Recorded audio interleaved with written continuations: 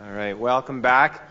It's great to see everyone back here today. I'm excited. This is, for me, the really fun part. We get to play.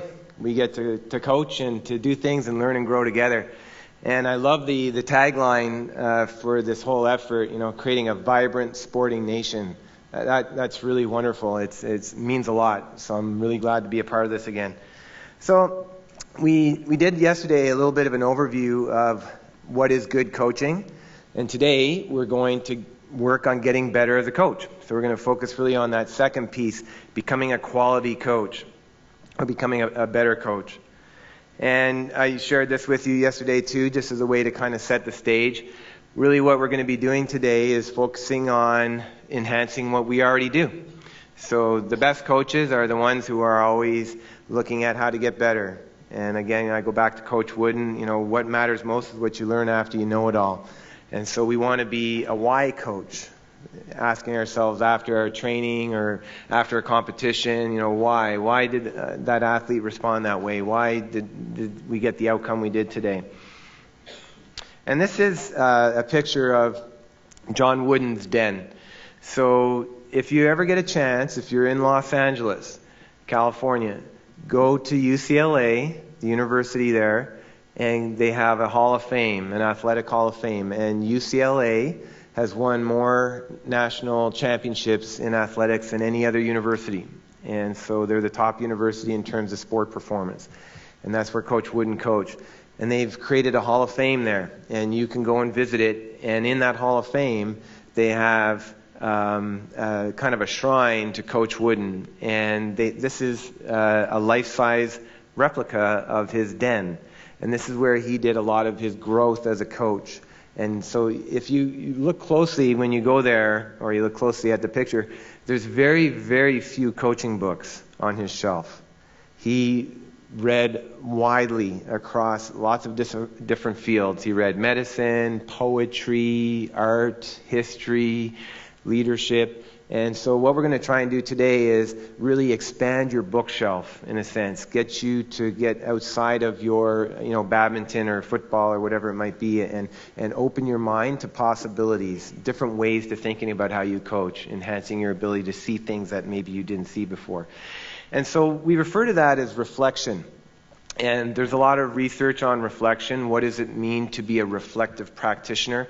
And in fact, I did my PhD, my doctoral research in that area, trying to understand really the science of getting better and the science of reflecting, and how can we then use that as a coach? How can we translate that into actually getting better as a coach? And I use this image to reinforce that as you compete and you get better, the gains, the difference between great and good are often very small, and world-class and great, very small. And so it's not necessarily better techniques or different training methods. Often it's going to be just a small adjustment that you make as a coach. And so your ability to notice those small things is really important. And we call those separators. So being more able to do systematic reflection on a regular basis is a little thing that makes a big difference. It's what we call a separator. And when I do these sessions, oftentimes people will say, well, reflection, what does that really mean? Well, it means thinking about your coaching and taking actions to get better as a coach. And as a coach, we always think about coaching. I have coaches tell me all the time, I'm always reflecting. On the train, in the car, on the bus, at home, when I go to bed, I'm always thinking about coaching. And yes, that's true, but it's not necessarily helping you get better. Just thinking about something, for example, just thinking about physical activity is not going to help you get better. So just thinking about your coaching is not really systematic reflection. We want to be able to use that opportunity to get better. And when we do research with coaches and we ask them, what's the best way to get better as a coach? How did you become a great coach? The number one thing they always tell us is by coaching. So I get better as a coach by coaching. Well, that's great, that's fine, but we want to accelerate that process. And otherwise, we end up with this situation. Coaching, just because someone's coached 10 years doesn't mean they're an expert. It could be 1 year 10 times. So we want to accelerate your learning while you're coaching. So that we're going to do activities today that are going to help you get better as a coach while you're coaching, in the act of coaching. And to put this in perspective, again, we all reflect, but generally when we really stop to think about why things happen the way they do, it's when there's a crisis.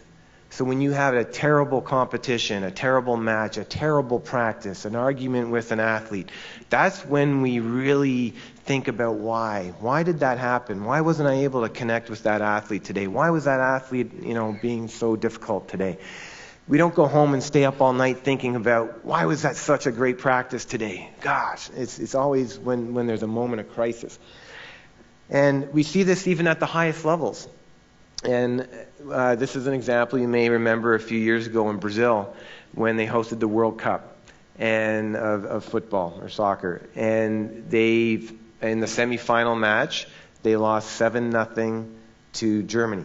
And it was 5-0 very quick. And if you remember that match, people were crying. It was just a disaster, painful to watch. And so this is the front cover of the English language newspaper the day after they lost. End of the world. Literally the end of the world. The worst possible thing that could ever happen in Brazil. And so what did Brazilian Football Federation do after that? They had to take time, in their words, we needed to rethink our national team's future. So what did they do? Well, they fired the coach right away. It's always the coach's fault. Even though this coach has won a World Cup before and is a world-renowned coach. So these are quotes from the Brazilian Football Federation.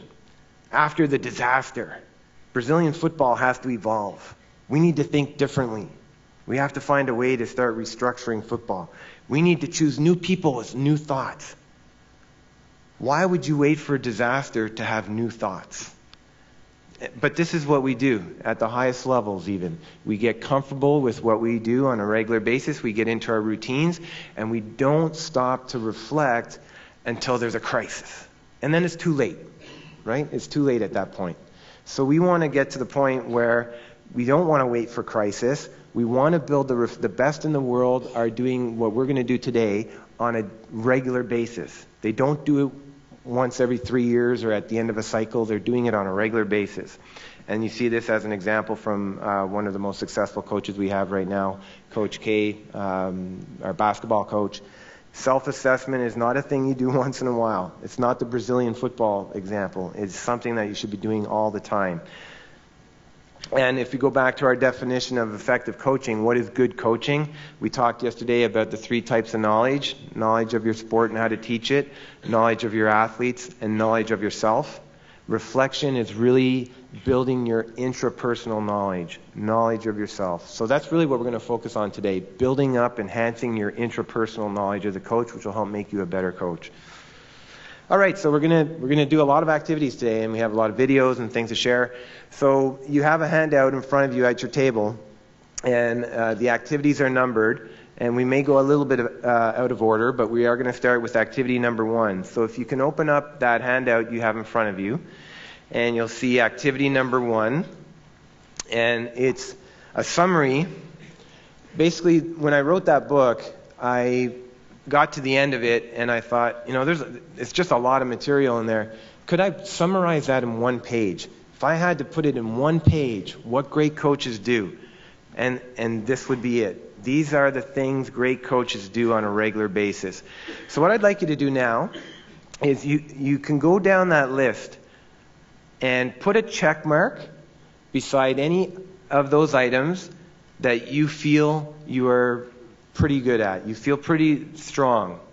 So you might see an item there relating to building team trust.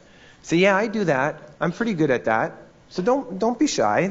You have some strengths. There's some things that you're very good at. You can put a check mark beside those things that you feel you do well. You can put an X beside things that you don't do well or you don't do at all. You might say, yeah, that's something that I don't even know what that is. I've never done that. You can put an X. So we'll do this individually for a few minutes, and you don't have to put an X or a check beside every single item. But just go down the list and be honest with yourself. A check beside things you feel you're pretty good at, and an X beside things you either don't do at all or you're not very good at. We didn't talk about every single item on that list. So if you have any questions about any of them, you're wondering, I don't even know what that is, what he's talking about, you can grab a microphone and ask, and I can share with the whole group. Okay, you can discuss this at your table, and if you have questions, you can just stand up and ask, and we'll go through them. But the idea is to go down that list and put a check mark beside things that you feel you're good at as a coach, and an X beside things you feel you're not very good at. There was a question under in season enact. The first item, I encourage sports sampling. And what we mean by that is when you work with your athletes, do you encourage them to play other sports? And so instead of playing tennis all year round, do you encourage them to have a break and play badminton or do swimming? Or do you say, no, you have to do tennis all year round?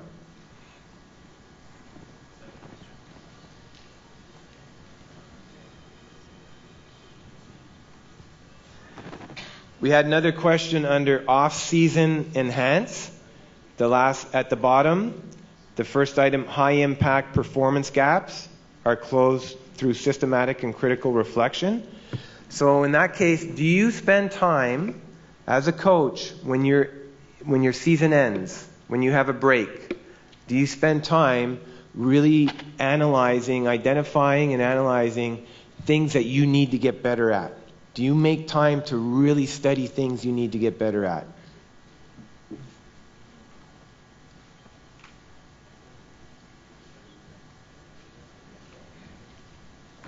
These are good questions. Under end of season evaluate,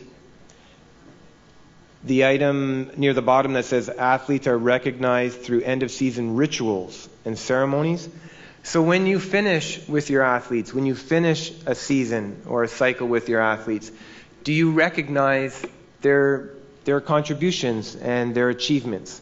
So do you have, for example, team gatherings, team banquets, team ceremonies where we recognize the effort and the journey?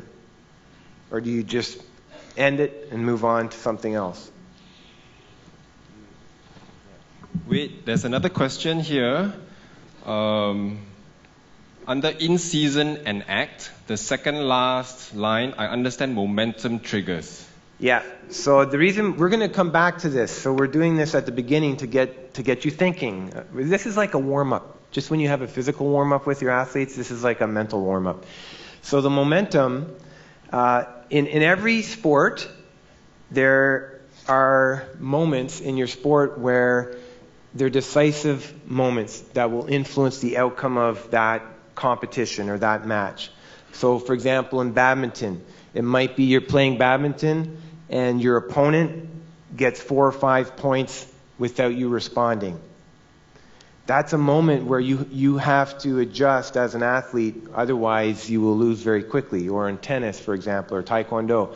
So as a coach, are you able to notice when your athlete is starting to struggle, and are you able to help them so that they don't lose all the momentum and lose the match? Are you able to help them? Do you notice when they're starting to struggle a little bit?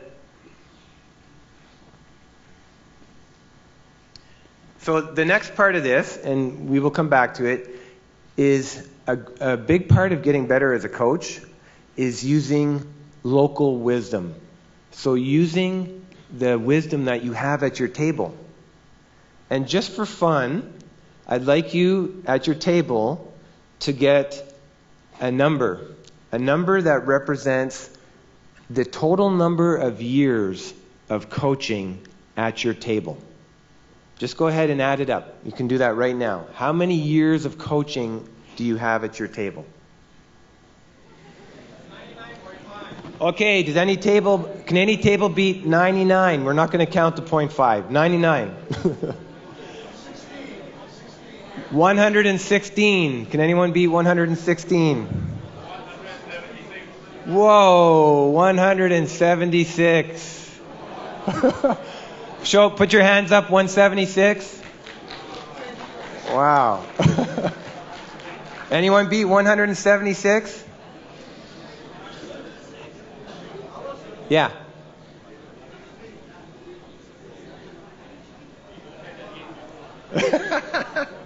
Not your age, your years of experience.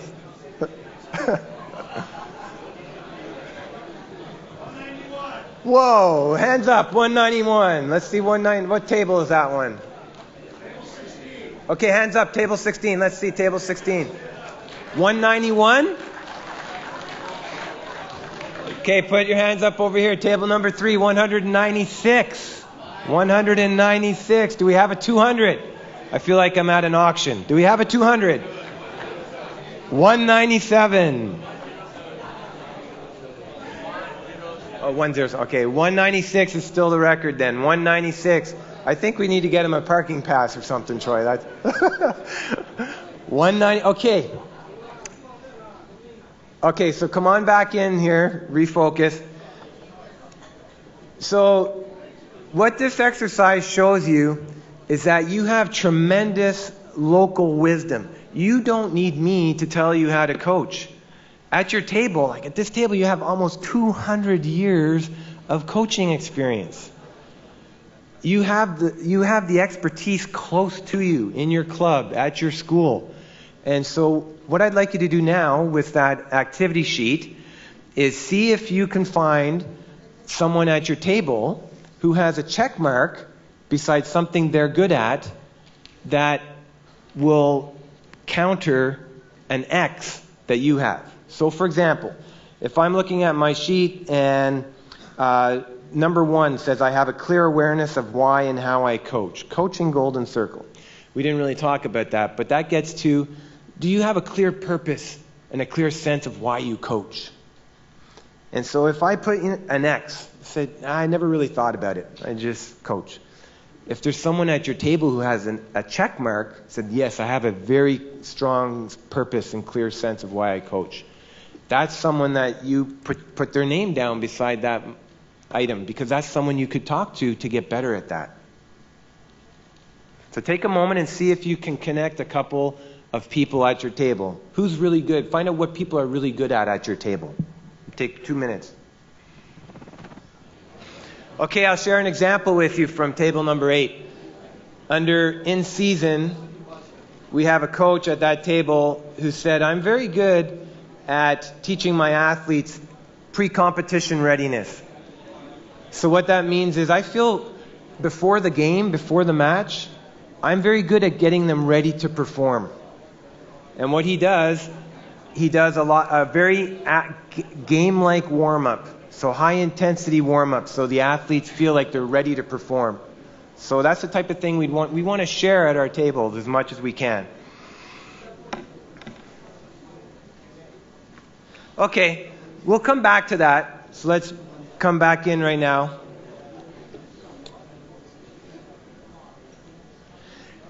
And a big theme of what we're going to work on today is sharing. The best coaches give it away. They don't hide and protect and keep their knowledge and their wisdom to themselves. They share it.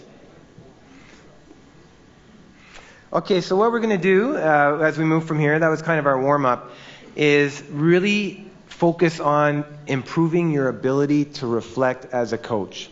And we talked a little bit yesterday about deliberate practice. What is good practice for an athlete? It requires a lot of energy, mental focus. This is what we're doing today. This is a practice for you. We're training right now. So we're going to be doing deliberate practice for coaches. And these are the areas that we're going to focus on. Critical reflection and then reflective practice. We'll try and do as much of the critical reflection as we can before the tea break. After the tea break, we'll do the reflective practice component. And I'll show you some examples of how coaches do these things in action, as well as us playing around. So critical reflection, the 3 things that we want to get better at is thinking about what is good coaching? Do we really have a clear sense of what that means? How do I create a good team culture? How do we create the right kind of environment in our club, in our school, in our program? Cultures of excellence, vibrant sporting cultures. And what are the core values and standards that we use to build those cultures? So we're going to reflect on these things and come up with some strategies to help us get better at these 3 areas. So what is good coaching? So if you turn in your activity sheet to activity number 3, we're going to jump ahead to activity number 3. And it's a sheet of paper that has 3 lines on it.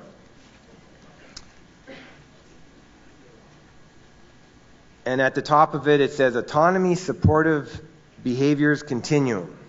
What does that mean? Well, so this was a PhD, a doctoral research study in Australia. And I was a member of the committee, and I was reading this. It was about high-performance coaches. And I thought, this might be a fun activity to try with coaches. So I designed this little activity. And I've used this all over the world with coaches at all levels. And so what I want you to do here, there's a kind of a movement right now in the science of coaching to encourage us to be more, to give more ownership of the experience to our athletes. Allow athletes to have more input into the experience. And in the science, we might call that autonomy supportive coaching. You don't need to necessarily remember that, but that would be the kind of science term that we might use. So on this sheet of paper that you have with the 3 lines, you think of this as a continuum. So it's not right and wrong or good and bad. It's 2 different approaches to coaching. So if I'm looking at my sheet, on my right-hand side, I have a small description in the box of one approach to coaching, one style of coaching. I listen, I ask, I respect athletes' views, I give constructive feedback, I treat all players fairly.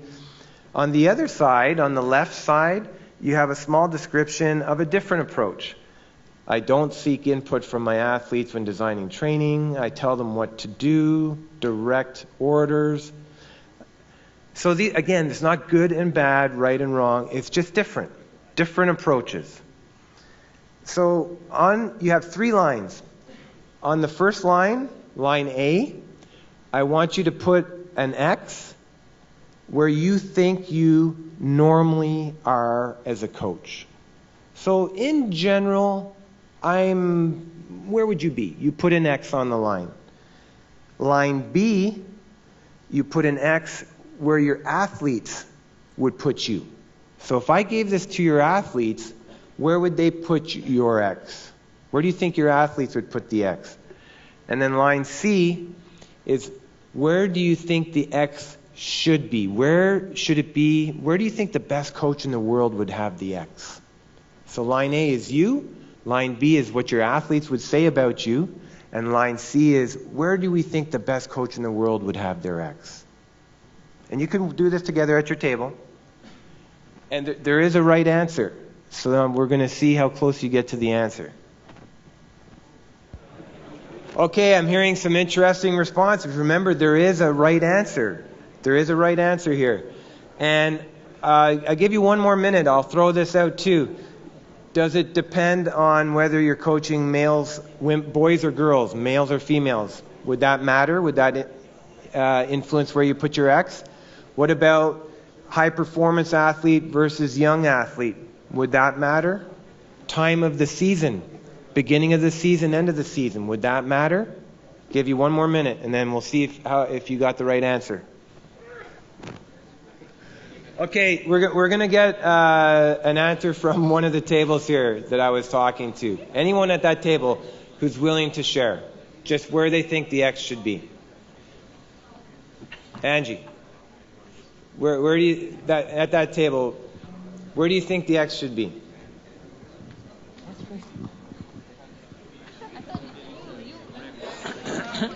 Okay, up you go. Hey. All right. Okay, here we go. We have the answer right here. I think one style does not fit everybody, so you must be able to adjust your style according to what do you make the list? We have a list here. According to gender, age, goals, the sessions, and the sport. So I have to be able, as a coach, I have to be able to adjust my style to the age, the time of year, the athlete, the individual. All the time. That's hard. That's a lot of work. I think, no, it is not it's hard work, Yeah. but that's why we are here. We want to learn this and once and for all change our thinking. So where would the X go? Where would you put the X? No, I'm not putting any X's anywhere. Okay. All right, thank you. That's awesome. All right. Okay. So, in fact, I think we got a parking pass for that table there if they want them. Because the answer is not 1x, or you could say 1x, that you move back and forth, and they mentioned that at that table kind of like a slide back and forth, or X is all the way down the line. So I'm going to use whatever X I need to use to connect with this athlete right now in this moment. And that's what you see with the best coaches. And I see this all over the world, even Olympic champion coaches, they often struggle. So this is really very, very insightful. Just from talking to the few tables I spoke with, I think coaching in Singapore is in great shape because you didn't fall for my trap. He said, no, there's not one spot. It's all over the line. Very, very good. And I'll show you what the world's best coaches say when we do this with them. So the coaches of the All Blacks rugby team, what did they say? Okay? So we have a few nice studies with the coaches of the All Blacks rugby team. And what would they say when we gave this to them? Take a moment. This is a quote from the coach, the head coach. Where would you put your X, coach? It depends. Exactly what you said. Exactly what you said. It depends. Sometimes I'm tough and directive, putting them under pressure, try to create stress. Sometimes I'm empowering, reinforcing, encouraging. It depends on the needs of the players. Your awareness of the group, where you're in training. Generally, people would say I'm an empowering coach, but on a different day, they may see me bark at them. Sometimes they need a pat on the back. Sometimes they need a little bit lower, a little kick in the butt, right? And that's where reflection becomes so critical to becoming a great coach, is being able to notice what they need when they need it and having the courage to do what needs to be done in those moments. That's what great coaches do. So you're right on track. It's wonderful. You passed. Congratulations. All right. So I'm going to show you, we're going to take a pause here for a few minutes. I'm going to show you a little video. A little video of a coach and an athlete. And this is reflection activity number 4 on your sheet, reflection activity number 4. And this is high performance sport, but it doesn't matter. This could be little kids too. And it's a moment of coaching where you have one coach, one athlete. The coach is a former world champion weightlifting coach. He's in Sweden. The athlete is visiting him from the United States. And I want you just to watch this little episode of coaching, and I want you to make some notes on your sheet under activity 4. What do you notice about this? Is this good coaching? Here we go.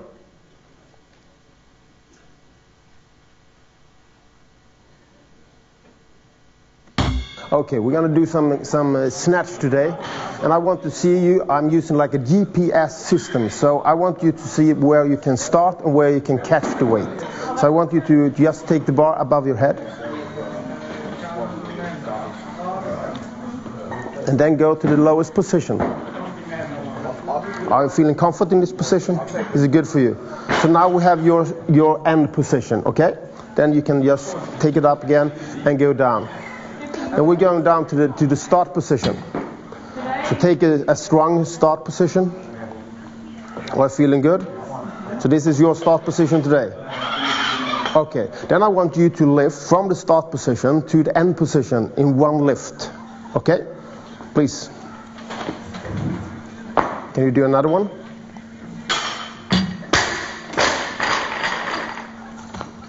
Good, and another one. Going to do 4 repetitions.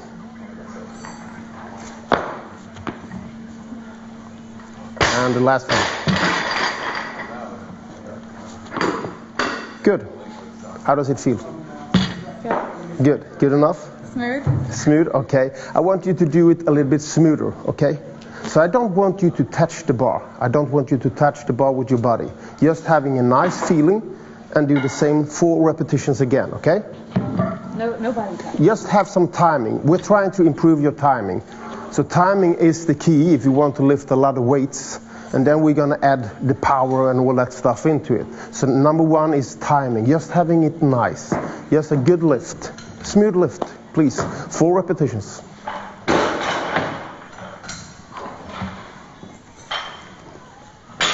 That's 1.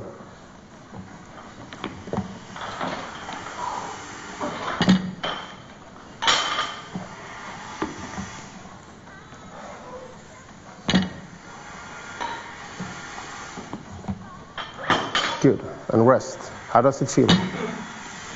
Smoother. Smoother. Good. Because the key is timing. Because timing is when you're adding all the stuff together and then you're having a good feeling into it.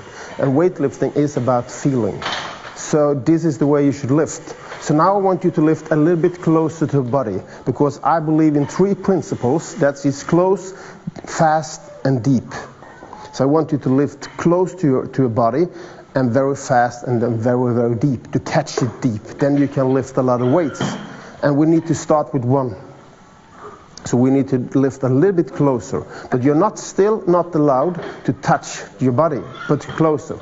Okay? Okay. In the same timing again. Please, 4 repetitions.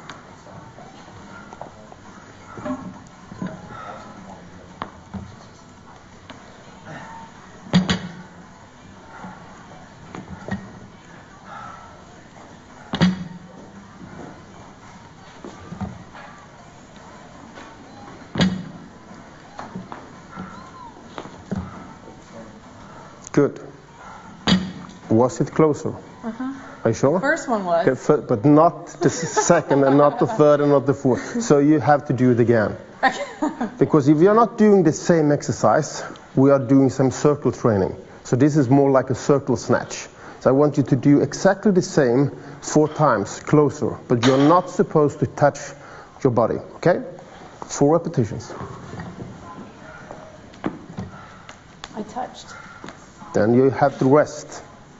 No, you have to rest, because you can't do 4 repetitions if you're losing 1.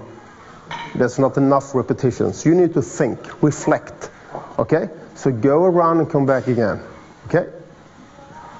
Now you can come back again. Okay. Okay. I want you to do it better. Okay? But you're not supposed to touch.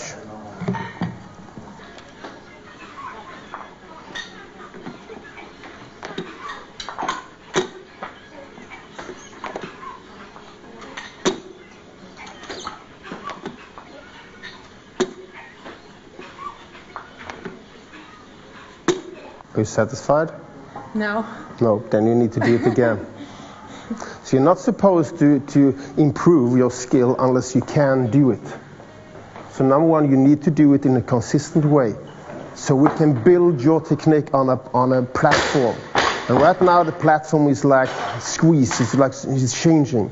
And that's not good up in the top. So you need to just like do the it. First set. You need exactly the same.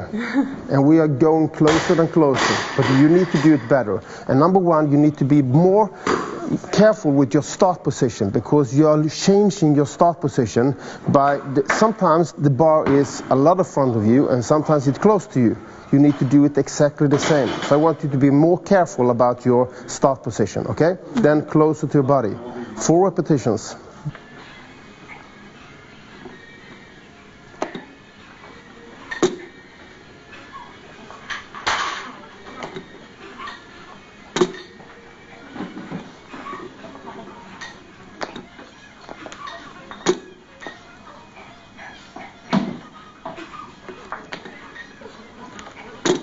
So, I felt better. The last one hit my shin, do you think it's good enough?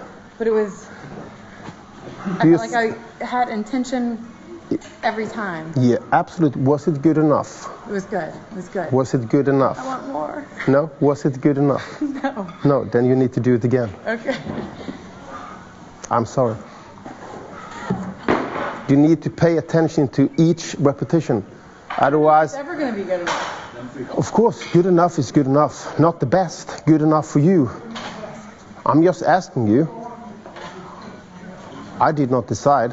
You decide. And you thought it wasn't good enough, so that's the way it is. And I think it wasn't good enough, but Okay, good. That's Then I'm good. justified. Good. Pay attention to the start position. Pay attention to close enough, but not touch. We're going to touch later on, but not today, unless you make it. Okay? Pay attention to each repetition.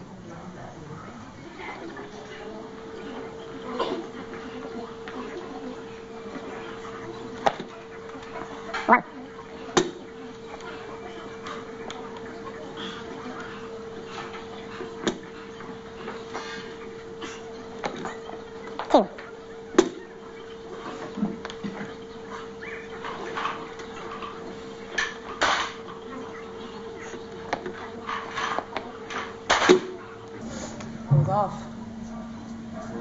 Sorry. Do I start over or finish? I think so. You can't do 4. If you lose 1, you can't do 4. Okay? It's impossible. So you need to walk around, think. This is going to be mentally demanding. This is going to be tough because you are deciding yourself. And if you don't think it's good enough, it's not good enough.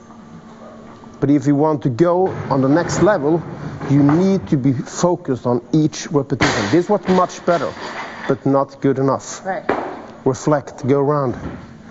That's good enough. Think. 4 repetitions.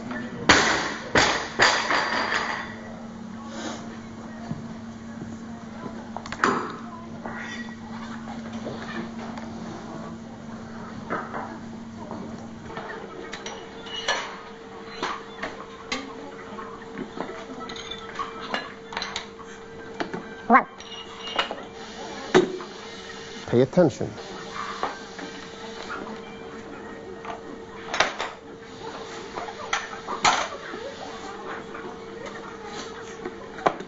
Two. Pay attention.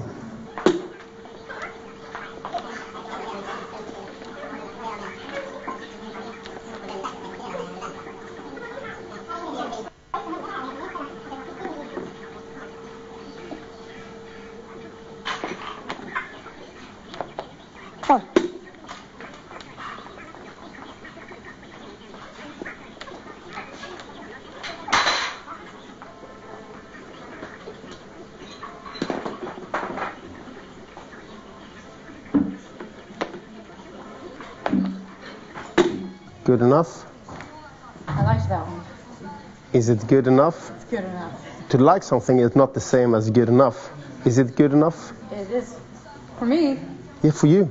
compared today, Yeah. I feel good on that one. Good. It's good enough. I feel good on all 4. Yeah, I want you to do it. Okay, I'm going to give you a couple minutes at your table, and you don't necessarily have to write it down on the sheet, but what did you notice about coaching? And was that good coaching? And particularly, what was different from the beginning to the end? Take a couple minutes. Okay, so let's bring it back. Just for fun, show of hands, how many people thought that's good coaching? That's an example of good coaching. Show of hands, let's take a look around the room. Say, yeah, he did a good job. That was good coaching. Everyone else said no. No. Show of hands said no, that was not, I don't think that was good. Okay, so can we get a mic over here? Well, it'd be fun to let people hear what you have to say. Well, let's get a microphone. Okay, all right here. Okay, go ahead. They said the beginning was the coach was, encouraging her. Then later part, as she get tired, and then the coach was saying, what do you think, So everything is like, she has to answer and all this, and she don't even know whether she's doing well or not, something like this. So I think the first start was very encouraging, but at the end, I think the athlete got very tired. That's what he said, and then start to lose focus, and then later on, she walked around and came back, and then she started focusing. I think that was good, but she built confidence after that she need to do well, but without the coach giving her sort of what we call, she has herself to have to do it well. This is what I see. Yeah. So it was half-half. Yeah. Did the coach give her any feedback? Later part, yes. He said, okay, you think it was good? It's good. Something like that. Yeah. Okay, so this is one of my favorite videos because it gets us to, you're practicing right now as a coach. You're at practice. So you're thinking about what you're observing. Was that good? Was it not good? Were there parts of it that were good? Were there parts that weren't good? Could I use that with 8-year-olds? Could I use that with young athletes? Would it depend if it's a boy or a girl? And so there's no right or wrong answer, but there are some things that were very good in there. Okay, and we know a lot of science about that. So the things that I want you to remember about this video, think about how she practiced at the beginning. When she came, she showed up to practice. She grabbed the bar. He said, we're going to do 4 reps. She grabbed the bar. She didn't even put it down, right? She basically stop, up, stop, up, stop, up. What did her practice look like at the end? Before she had a moment, she stepped away, took a deep breath, adjusted her equipment, focus, go up, practice. Put it down, step back, focus. That was 8 minutes. 8 minutes from an athlete showing up to practice and doing mindless practice for yeah, I did it, coach, to deliberate practice, thinking about what you're doing, effortful, mindful. And that practice at the end, at the end of the 8 minutes, you don't need, that's why we say with deliberate practice, and I mentioned this yesterday with the amount of time we practice, you don't need hours. You're not doing that for 2 hours. If you do that for 20 minutes, you're going to be tired physically and mentally. It's demanding. But that's how you get better. That's deliberate practice. So he took her from mindless practice, show up and do it, mindless practice, to deliberate practice in 8 minutes. That to me is phenomenal. So yeah, there are some things maybe we could change. Some people say, well, he gave a bit too much feedback sometimes, and maybe he relied too much on asking her feedback. And if you're working with a little kid and you ask them, was that good enough? They don't know what they don't know. Says, oh yeah, that was awesome. No, it wasn't. It was terrible. So maybe with younger kids or beginners, we might still ask them, but we might give them more feedback perhaps. So the main thing, though, I want you to take away from that is the difference between mindless practice, showing up and doing activity, putting in time, to deliberate practice, which is effortful and requires a lot of mental energy. And so you don't need a lot of time if you do that kind of practice. So when we think about, we keep building on this, and we want to improve your ability to notice things.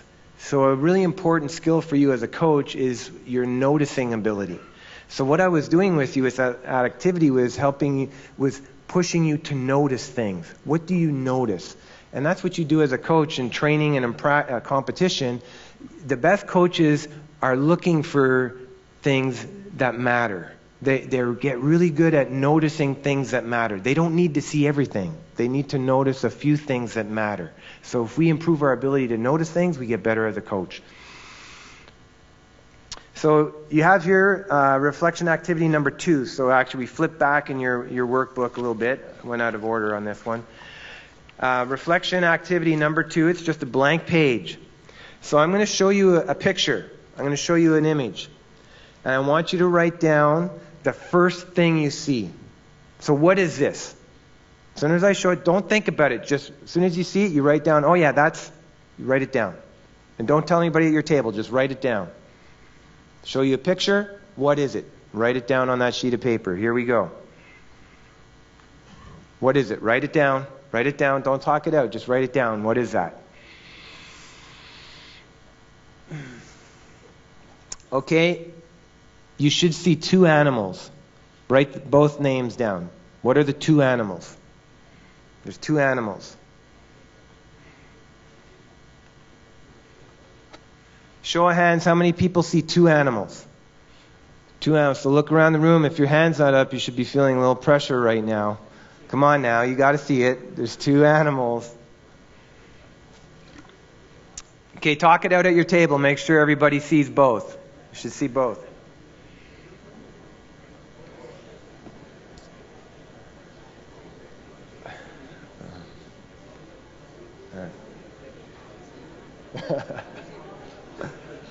Do you have a mic handy? Where's the mic? Where's the mic? Just any table, any table. Just let them tell us what they saw. Any table.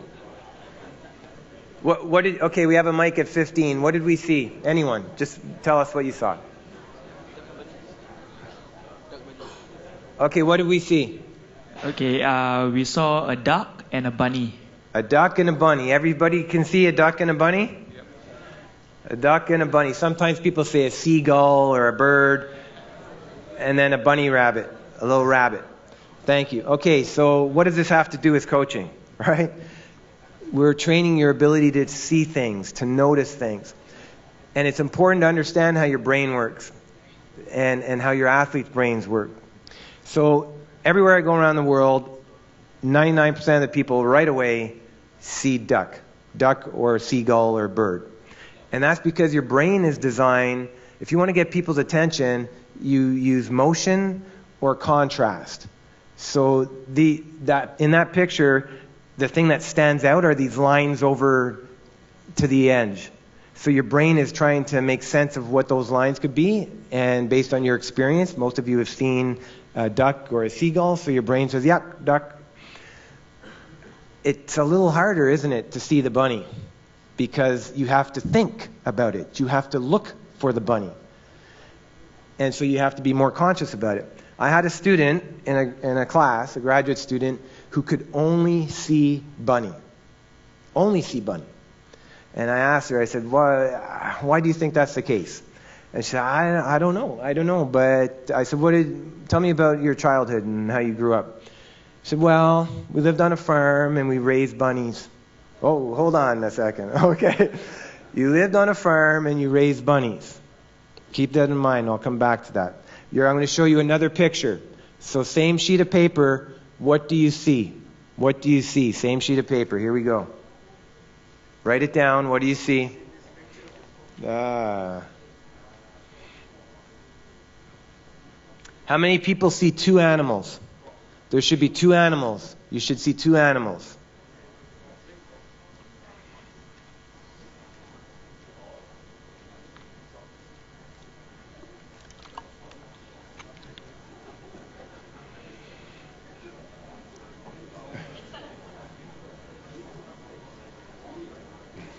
What's the first animal we see? Frog. Second animal? Horse. Frog and horse. Okay. Okay. Story about this one. Everywhere I go around the world, first thing people see is frog. Horse, some people never see the horse, and that's why I flipped the picture. Because if I just went back here and I said the horse, they say, I don't see a horse. I don't understand. I said, well, flip your head. But you don't walk around like this, right? So, I don't know. Okay, so look at it now. Oh, of course, a horse. Yeah, now I see it. Yeah. So again, this is important for teaching and learning and understanding as a coach how you get better at noticing things. So think about how many horses you miss every day in practice. How many horses you miss every day in competition because you just don't see it. And that horse could be the key to winning. So we want to get better at seeing things from different perspectives and noticing things. And if I told you in advance, if I said, hey, look for the horse, you would probably see it, or you would get a lot closer to seeing it. So this is an important lesson we're going to build on later in the session. So I had a graduate student one time in a class, said, oh, it's obvious it's a horse. Right away I saw a horse. I said, okay, tell me about your experience. And he said, can I just show you? It'd be easier if I just show you. I said, okay. So he came up to the board and he had a marker. And within about 3 seconds, he drew that horse. Beautiful. Beautiful in about 3 seconds. I said, oh, wow. And he said, guess what? So this was an older student, a mature student coming back to school. He was actually a surgeon and a race car driver. He's done all kinds of crazy things in his life. He said, wait. When I was just early and just out of college, my first career, I was an artist, and I specialized in horses. Okay? All right? So why does this matter? Because you see with your brain, not your eyes. And this is really important for getting better at noticing as a coach, and also connecting with your athletes. Because what we know, this is a great book I highly recommend, should be required reading for any coach, any teacher, any parent. It's written by a neuroscientist, but it's very simple. Like you could share this book with anyone. It's funny, it's an engaging book. And one of the rules about how our brain works is you see with your brain, not your eyes. So what happens when we see things? Visual information is fed in through our eyes, our retinas, to the back of the brain. So where visual information is processed is at the back of your brain. So it comes in through your brain, and it's just lines, just symbols, and it's your brain tries to make sense of what are these lines I'm looking at, and it's filtered through your experiences. So that's why the girl who was around bunnies, her brain automatically said, oh yeah, bunny. The guy who drew horses said, yeah, that's a horse, because he had lots of experiences as it's being processed. It taps into your experiences. So as you get better at something, you become an expert, and all of you have probably played the sports that you now coach, you're going to miss things because you don't look for them. They're not necessarily going to be obvious to you, and you will never see what your athletes see, and they will never see what you see. And that's where there's a lot of conflict sometimes between coaches and athletes. And even here, I've heard many times coaches get angry and frustrated with an athlete and say, why can't you see it? I don't understand why you can't see it. Because they literally cannot see it. They will never see what you see. So the better we can get at noticing things and seeing a broader range of things, the better we'll be able to connect with our athletes. And in the psychology literature, in education, we might refer to this as mental models. So in a sense, think of a picture frame, and everyone walks around with a picture frame, and your experiences are what's in that frame. So your experiences shape what your brain tells you you're seeing. So that's why it's important for us to be able to expand the size of that picture frame, so have larger mental models, so we can see more things and see what our athletes see. And this was actually similar to a slide that was shown yesterday. I think Massa showed this. And we know as you become more expert at something, things become more automatic. So it's hard to ask a world-class athlete to explain what they do. Can you tell me how you do that? And try it with a world-class athlete. Most of the time they'll say, can I just show you? Come on over to the track, I'll show you. Because they don't think about it anymore. It's unconscious for them. So if you've played your sport, which I'm sure all of you have, and now you're coaching it, you have all these years of experience doing this activity. And you don't really have to think about it as much anymore. You just do it. But your athletes don't see that. And so then we get frustrated with our athletes because they can't figure it out because it's obvious to us. So we need to, as a way to move ourselves back into this kind of conscious competence, so we're more aware of what we see and what we do, it'll help us explain that to our athletes more. So it's important to do these kinds of activities. And a great way to, before you design, when you design a practice, before you try it with your athletes, try explaining some of the activities to a friend, someone who doesn't know anything about your sport. And you'll be amazed at how many things you overlook.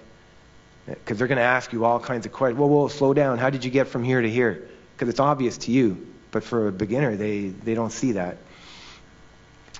All right, so I'm going to show you a fun little clip here. I actually did a project with the coach of one of the coaches of the Portuguese football team when Ronaldo was playing and they were leading up to the World Cup in Brazil. And Ronaldo was best player in the world. And Portugal had to go into a playoff to qualify for the World Cup. They had to play Sweden. They beat Sweden. Ronaldo scored a hat-trick. They made it to Brazil, and they didn't do well. They didn't get out of their group, and mainly because they were exhausted. Ronaldo played all year long, and the team was exhausted. They made some coaching mistakes too. So I'm going to show you a little clip of Ronaldo to reinforce this idea of mental models and how it's important for us to be able to keep practicing noticing skills, because otherwise things become automatic and we miss stuff. We just miss it.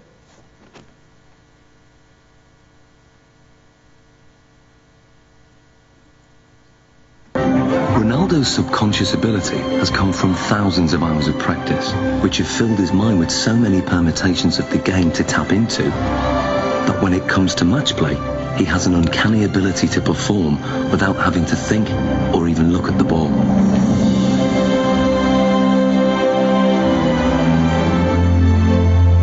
Is effectively a scholar of football. It's the same way as studying any other subject, learning a new language, anything like that. You build up experience, you learn the basic rules of grammar and the different words that are available to you. So in football terms, that's going to be the skills, then putting them into a match situation. And so as you become more fluent in the language, you don't need to think about it as much. So Ronaldo's vast experience gives him the ability to intuitively read the game under normal conditions. But what if the conditions are very far from normal? Can Ronaldo still hit the back of the net if all the lights are turned off and he's in complete darkness? Okay, what we're going to do, we're going to have Andy feeding the balls in as if it's a cross, and then sometime in the ball flight, the lights are going to go black, so you won't be able to see anything at all. We're expecting you to be able to put the ball in the goal. That's what we're hoping will happen. We're hoping that you'll have picked up some advanced cues from Andy's body position, the shapes, the positioning of his feet and his hips, and therefore will be able to tell exactly where the ball's going to go and get yourself in the right position, even though you can't see it. Okay.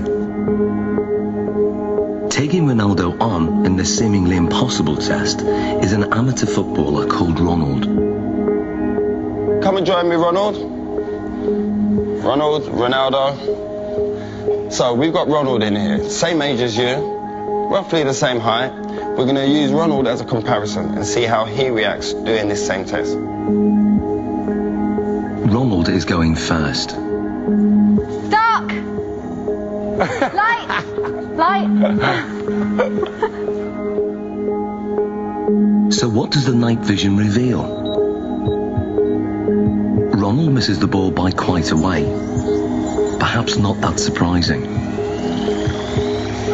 But can Ronaldo do any better? I hope to do once. Dark!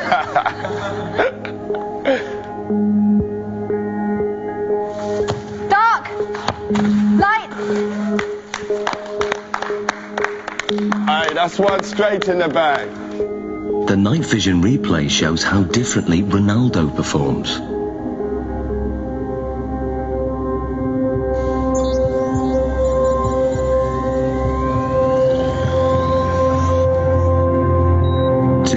That wasn't just luck. Another attempt.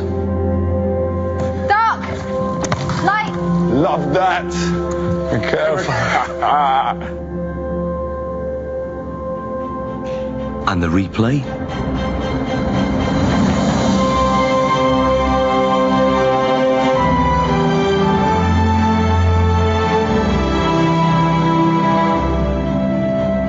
How hard is that? It's difficult because it's changed a lot. Yeah. Because you are focusing the ball, and after non-light, you have to try to memorize the ball. Human reaction time is about 200 milliseconds, and by 500 milliseconds, Ronaldo's subconscious has interpreted Andy's body language, worked out which direction the ball will go in, calculated its speed and trajectory, and then programmed his body to reach it at the optimum moment. Love that. It's almost as if they're doing maths in their head, even though they wouldn't be able to describe it to you. You could see from their performance that Ronaldo saw the first part of the ball flight information. He'd picked up information from Andy kicking the ball and was able to move his body into the correct position. This is because he's processed the information, he has experience of where the ball is likely to go, he's able to analyse all that as it's coming towards him and therefore connect successfully with the ball. Love that. Ronald, on the other hand, doesn't have this same level of experience. He would have watched the ball flight. It's likely that he will just have had his eyes on the ball instead of picking up any information from Andy himself. And then when the lights go down and it's black, he's kind of stranded in no man's land a little bit and just has to do his best to react, but is naturally going to struggle with that. So far, the lights have been shut off when the ball is in midair. But now, the lights will be turned off just at the moment Andy kicks it. Can Ronaldo score with only Andy's body language to go on? Here you go, we'll get one. We good? Yeah, good. Okay, Ronaldo. Dark. Light. Light. Ronaldo, quality. What was that, shoulder? Great finish. Great finish.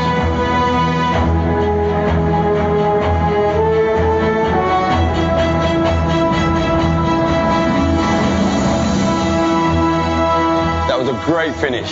This is great, because I imagine the ball is coming. I scared to go with the face, so I'll go with half chest, half shoulder, and then put the ball inside. Quality. Great finish. So Zoe, tell me, how difficult is that? I mean, the last one when we adjusted the time of the lighting. Yeah, it's so difficult. They've done studies like this using computer simulations, so you watch it on a computer and just have to say where the ball's going, and from them they can see that elite athletes can tell much earlier where the ball's coming from. But to have to actually produce a physical response when a ball is flying at you, then it's really good skills. Amazing. Top man, that's ledge. Thank you. I was dreading... Okay. All right, I taught him that, by the way. Okay. So, so it's funny because, you know, this is a TV show, and after I saw it the first time, I contacted the coach, and he was with Ronaldo in Brazil, and I said, go ask Ronaldo how many takes, like how many times did they film that to get the one they want to show on the program. And he got back to me the next day. He said, I asked him. He said, one time, you saw it, that's it. I said, wow, okay, he is pretty good. All right. So the reason I share that with you is, again, what you see with the world's best performers is that they get very good through deliberate practice at noticing what matters. They don't need to see everything. They need to see the right things. So in that example, he just needs to see the approach to the ball and maybe the contact or right at the contact, and then he's seen enough. He's noticed enough. He's noticed the right things. And so as a coach, if we go into practice, we go into competition trying to see everything, we become Ronald, right? Ronald, the other guy, because Ronald's trying to see everything. He's trying to track the ball and watch everything, and then you miss stuff. You miss the horse. So you miss the ball. So we want to get good as a coach in when we go into practice, when we go into competition, make some notes before you go in. What do I really want to pay attention to today as a coach? What do I want to notice today as a coach? What should I be looking for today as a coach?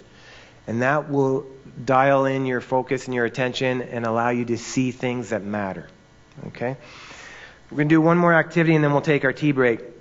So as we build our mental models, expand our mental models, we get better at noticing things, and we also get better at becoming not just good, but innovative. Now we get to the point where we're not just repeating what other people do, we're the ones who are innovating our sport. We're creating new drills, new activities, new strategies, things that no one thought of before. And that's what you see at the highest levels. They're not just doing what other people do well, they're creating new ways of doing things. So this will also help us do that. So we want to move from we get to a point where, okay, I'm getting better at reflection. Can I actually push it to innovation? So we want to push it from reflection to innovation. So I give you just 30 seconds at your table. Pool noodles. Maybe you've seen these pool noodles. I asked Josh earlier. He said, yeah, we got pool noodles. So at your table, how could you use pool noodles in a practice? 30 seconds, you could talk. In your sport, how could you use pool noodles in a practice?